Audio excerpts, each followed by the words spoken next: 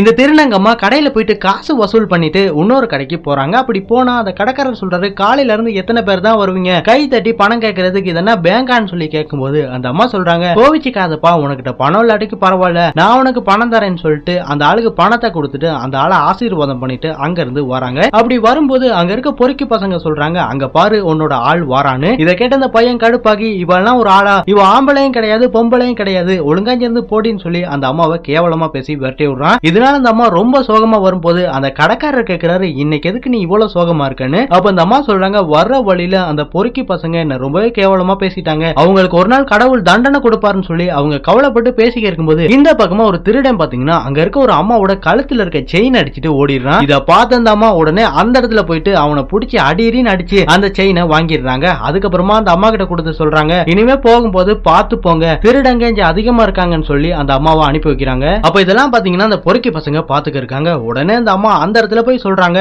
இனிமே இப்படி கேவலமா பேசுறத பார்த்தேன், அறுத்துரு வேண்டாம்னு சொல்லிட்டு இந்த அம்மா அங்க இருந்து வராங்க. அப்ப அந்த கடைக்காரர் பாத்தீங்கன்னா அவங்களோட பைய கொண்டு வந்து கொடுத்து நல்லதே பண்ணுமான்னு சொல்லிட்டு பணத்தை கொடுத்து அனுப்புறாரு. சோ ஃப்ரெண்ட்ஸ், இந்த அம்மாவை பத்தி நீங்க என்ன நினைக்கிறீங்கிறத கமெண்ட் பாக்ஸ்ல ஒரு கமெண்ட் பண்ணிருங்க.